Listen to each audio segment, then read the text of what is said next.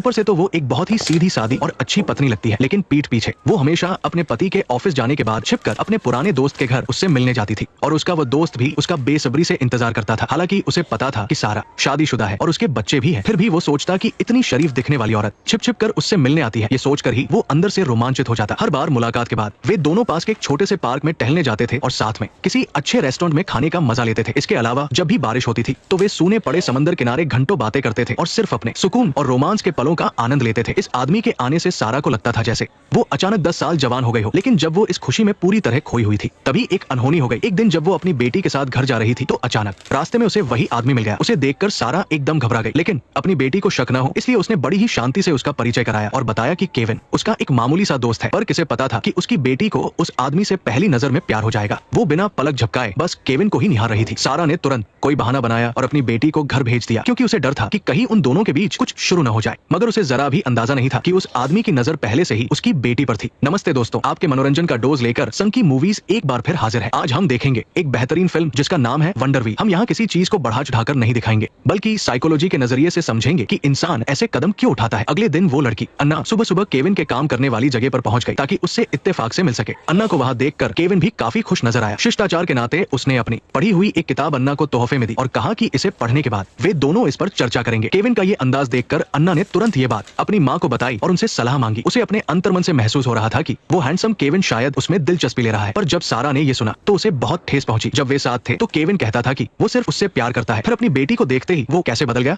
जरा रुकिए, जब बेटी को अपनी माँ के ही बॉयफ्रेंड से प्यार हो जाए तो माँ का पहला काम उसे रोकना होना चाहिए ना, फिर उसे बुरा क्यों लग रहा है। साइकोलॉजी में एक शब्द है सोशल कंपैरिजन थ्योरी। इंसान की अपनी नजर में अहमियत काफी हद तक दूसरों से तुलना करने से आती है। जब सारा ने सुना कि केविन उसकी बेटी को पसंद करता है तो वो बेटी की फिक्र नहीं कर रही थी, बल्कि खुद की तुलना अपनी बेटी से कर रही थी। जवान, खूबसूरत और केविन की पसंद बनी अन्ना ने उसे वो एहसास करा दिया जो वो खो रही थी। ये दुख ममता की वजह से नहीं था, बल्कि हार जाने की तकलीफ थी। कभी कभी सबसे ज्यादा दर्द किसी प्रेमी को खोने से नहीं, बल्कि अपनी ही बेटी से हारने से होता है। खैर, कहानी पर वापस आते हैं। घर पहुंचने के बाद सारा बहुत बेचैन थी। दोपहर में बेटी की कही बातें उसके दिल पर किसी भारी चोट की तरह लगी थी। इससे पहले कि वो केविन से जाकर कुछ पूछती, अगले ही दिन सुबह जब उसकी बेटी भारी बारिश में काम पर जा रही थी तो रास्ते में केविन अपनी गाड़ी लेकर वहां से गुजरा। केविन ने तुरंत अन्ना को गाड़ी में बिठाया और उसे उसके काम पर छोड़ दिया, लेकिन उस वक्त वो अन्ना की खूबसूरती में इतना खो गया कि अपनी नजर ही नहीं हटा पाया। केविन को अपनी तरफ आकर्षित देखकर अन्ना ने भी अपनी कहानी सुनाने का फैसला किया। उसने बताया कि बहुत कम उम्र में ही उसकी शादी हो गई थी, लेकिन वो एक बचकाना फैसला था। उसने एक गुंडे से शादी कर ली थी, जिसकी वजह से पिछले कुछ सालों से उसकी जिंदगी नर्क बन गई थी। अपने पति के चंगुल से बचने के लिए वो छिपकर अपने घर वापस आ गई थी, पर उसे पता था कि ये सुकून ज्यादा दिनों का नहीं है, क्योंकि उसका पति उसे वापस पकड़ने के लिए अपने गुंडे भेज रहा था। अन्ना की आपबीती सुनकर केविन उसकी तरफ और भी ज्यादा खिंचा चला गया। इतनी कम उम्र में इतना कुछ झेलने वाली लड़की के लिए भला किसके मन में हमदर्दी नहीं जागेगी। लेकिन केविन की ये प्यार